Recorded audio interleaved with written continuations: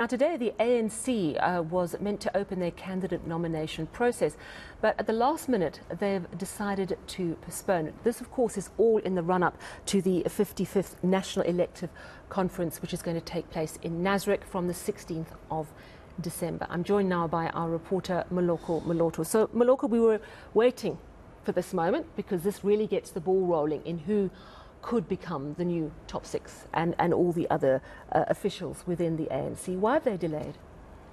Well, Sally, the ANC members who have aspirations of becoming party leaders will have to wait a little bit longer because, as you say, the postponement was announced today. You'd recall that a few weeks ago, the party's former Deputy President Kgalema Motlanthe announced that they actually are going to open nominations starting from today. Motlanthe, you would recall, he is the chairperson of the ANC's electoral committee, which is having to put down rules which those who have aspirations to be nominated and to campaign will have to follow.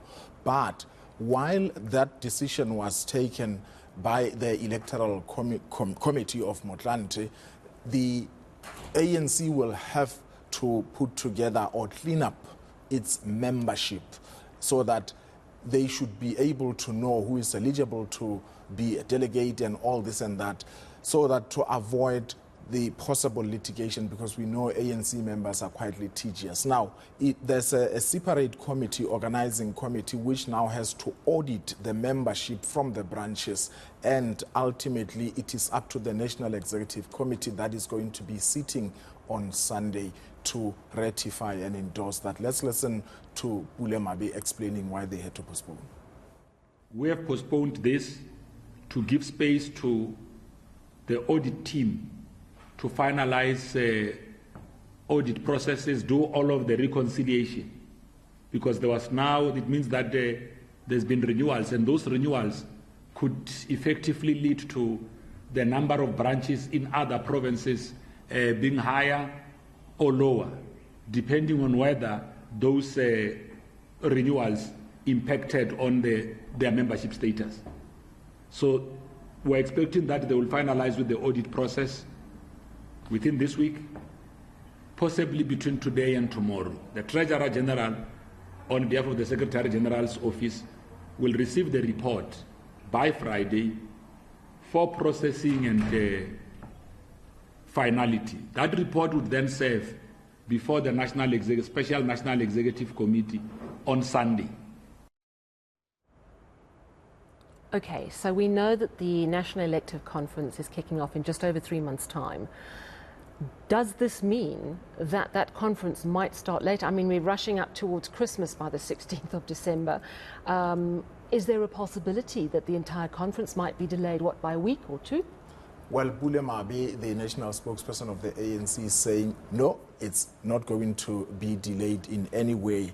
However, it will depend on, firstly, how long it would take. I hear he's saying that the auditing process is likely to be finished by the end of this week. If the NEC is happy with the auditing process, then that would mean the nomination process will begin. But then it means, because the nomination process was supposed to start today, it automatically means that it's going to delay the nomination. We don't know exactly when. We are likely to know only on Tuesday, when the ANC briefed the media to say when exactly is it opening nomination. That is the nomination process was supposed to finish sometime around October. So it will depend on how that process goes. But of course the party is saying on the 16th of December until the 21st, they are going to be holding a national conference. They're determined, right? So if we look at the conditions to be nominated for an NEC member, a National Executive Committee member, you can't be facing criminal charges. You shouldn't have been found guilty of any criminal charge. The Electoral Committee is also saying you shouldn't be found wanting ethically and morally. Now that to me sounds like a big loophole that can be very, very easily argued for a very long time. So how are they going to monitor this, and how are they going to define it? Yeah. So, Sally, there's a plethora of rules which those who want to be nominated will have to comply with. Among them is that you cannot, for instance, buy airtime here on eNCA to say, I'm a candidate, elect me. You can only rely mainly on meetings that would be organized by branches. You can address those, but also social media. But even before you come to the issue of morality and ethics, I mean, there's an argument within the ANC currently, those who are criminally charged. There are people who say that is actually being used as a tool to prevent people from contesting. We saw in Limpopo, Denim Caesar wanted to contest as chairperson. He was barred because he's facing criminal charges. So when you come on the side of the ethics and morality, the question is who now determines what is morally acceptable, what is ethically unacceptable. But now Pule Mabe is saying they have a structure within or a committee within the which reports to the NEC, the integrity committee that is chaired by veteran George Mashamba, and some of the people include Sophie de Bruyn. They sit in that particular committee. He's saying those are the people who are going to determine that, Sally, you are eligible or you're not. On morality, and their word is final. That's what he said. Let's take a listen to Pule Mabe. That's why very often we put cadres who are veterans. Comrade George Mashamba, he's an all-round cadre. He has been around, he's disciplined. You see, even his ambitions would not be the same as that of a 30-year-old. branch. Mara over 30 years so,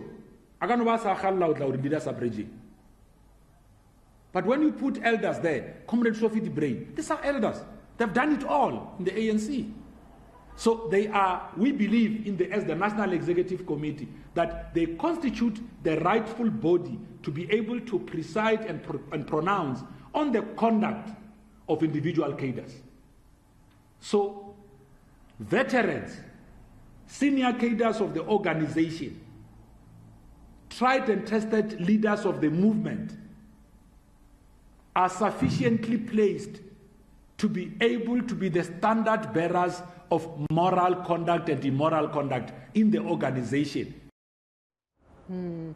Yeah, it's going to be very interesting because I think Sophie de Bruyn, yes, of course, morally upstanding, freedom fighter, but if she says no and she's getting in the way of your ambitions, it might be a different story. So at this stage, it's all still on track despite this delay.